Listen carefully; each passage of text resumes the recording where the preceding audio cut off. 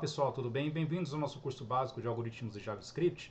Dando continuidade aqui na questão dos laços de repetição, hoje a gente vai conhecer o laço for. O laço for é um pouquinho diferente dos outros laços que a gente já viu, o while e do while. Lembrando mais uma vez que o laço while ele testa a condição antes de executar, é o laço de repetição. E o laço do while ele executa pelo menos uma vez. Pelo menos uma vez o bloco de comandos vai ser executado e depois ele testa a condição. E se for verdadeiro ele continua rodando o laço. O laço de repetição for ele é um pouquinho diferente. Quando a gente já sabe quantas vezes vai acontecer a nossa repetição dentro do laço, a gente consegue utilizar o laço for, porque a gente já determina quantas repetições irão acontecer.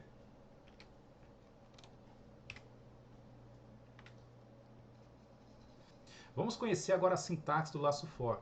O laço for, ele, como eu já falei, ele é diferente dos outros laços, né? Os outros laços tinham apenas uma parte dentro do parênteses, né? Onde a gente já testava a condição. O laço for a gente já coloca as três partes dentro do parênteses, né? Inclusive até a parte do incremento ou decremento. Então a primeira parte a gente vai ter a inicialização, a primeira parte aqui do nosso código, tá?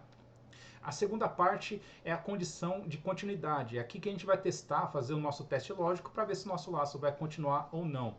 E na terceira parte é a parte que a gente vai fazer o nosso controle, né? Que a gente vai colocar um incremento ou um decremento, tá? Então, essa daqui é a nossa sintaxe do laço for. Pessoal, se vocês repararem, desde quando a gente começou a conhecer as condicionais, a gente vai ter essa estrutura. Nós tínhamos o nome da condicional, né? O if, abre o parênteses e depois o bloco de comandos.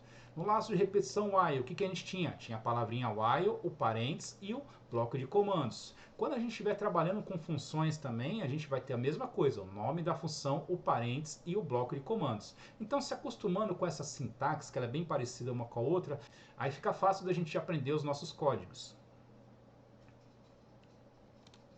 Eu trouxe aqui um exemplo para a gente conhecer um pouquinho mais sobre a estrutura do laço for.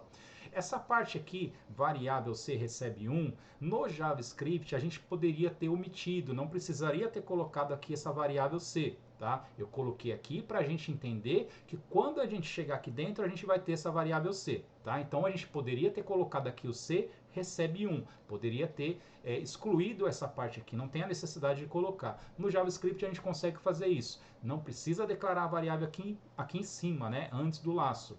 No caso aqui do laço for. Então a gente poderia ter colocado diretamente aqui. Mas só para a gente entender, essa variável aqui é a mesma que essa, né? Não tem diferença nenhuma. Então a gente vai começar a nossa variável. Nós começamos a nossa variável aqui recebendo 1. E aqui a gente vai fazer o nosso teste lógico. Enquanto a nossa variável C for menor ou igual a 10, o que vai acontecer? Vai ter um incremento aqui. A nossa variável C ela vai receber mais 1. Né? Lembra que a gente falou sobre o mais mais? Quando a gente fala mais mais, a gente está incrementando mais 1 na própria variável.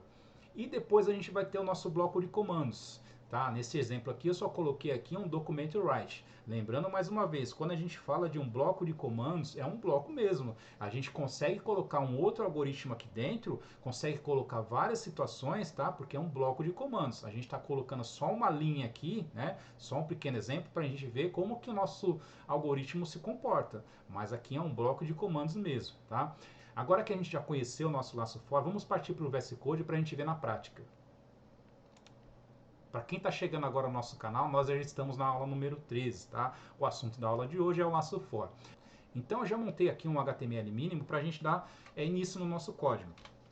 Dentro da tag script eu vou fazer aqui, eu vou fazer uma pequena tabuada, tá? Lembra que a gente fez uma tabuada lá com o laço while? A gente vai fazer aqui também com o laço for. Só que eu vou fazer aqui apenas com uma variável. Eu vou declarar uma variável dentro do laço e depois eu já vou colocar dentro do bloco de comando a estrutura toda que vai apresentar para a gente na tela as informações em formato de tabuada. Então eu vou colocar aqui ó, o laço for. Pessoal, eu vou montar primeiro a sintaxe, tá? Para quem está começando agora na programação, fica mais fácil de trabalhar assim. A sintaxe é o for e depois o bloco de comandos, certo? Então a gente abre aqui o bloco de comandos, deixa ele um pouquinho para baixo e dentro do for aqui, o que a gente vai colocar dentro do for? Lembrando mais uma vez, é a parte 1, ponto e vírgula, separa aqui, né? A parte 2, ponto e vírgula, separa e a parte 3. Tá? O que são essas partes aqui? A parte 1 é a parte inicial, então eu vou dar o start aqui, eu vou colocar aqui a minha variável eu vou chamar ela de I, ela vai receber 1. Pessoal, só voltando aqui na parte da variável i, vocês vão encontrar na literatura, nos livros, nos vídeos, o pessoal sempre coloca i. Esse i quer dizer de index, tá? Ele está indexando aqui, está começando, então ele coloca aqui como i. Mas muitas pessoas se confundem esse i com o número 1. Então, quando eu estou começando com o pessoal que não tem ainda o conhecimento dos algoritmos, ainda não conhece ainda a estrutura dos códigos, eu coloco da seguinte forma, eu coloco aqui a variável contadora. Tá? Então, para a pessoa saber que isso daqui vai ser a variável contadora, o que acontece? Essa variável aqui ela vai ter um valor. Essa variável contadora ela vai ter um valor de número 1, vai começar do 1. Ela que vai ser a responsável por contar o nosso laço, certo? Enquanto essa variável contadora ela for menor ou igual a 10, o que vai acontecer? Enquanto essa variável contadora for menor ou igual a 10, enquanto ela for menor ou igual a 10, a contadora vai receber mais 1, mais, tá? Então, só para a gente entender, quando a gente pegar um material na internet, ver os livros e tudo mais, a gente vai encontrar variável i de index, tá? O pessoal que já está acostumado, fica mais fácil de entender que aquele index é a variável que vai fazer ali o start, né? Vai ser a contadora do nosso laço, tá? Então, só para exemplificar aqui, eu coloco como contadora. Claro que mais para frente a gente não vai precisar trabalhar dessa forma, a gente vai colocar ali a variável de acordo com o nome que ela corresponde, né? A gente já falou isso daí em aulas passadas. Então, só para a gente começar a entender aqui. O que acontece? Então, enquanto essa contadora ela for menor ou igual a 10, o que eu vou fazer? Eu vou pedir para o documento write imprimir aqui para mim na tela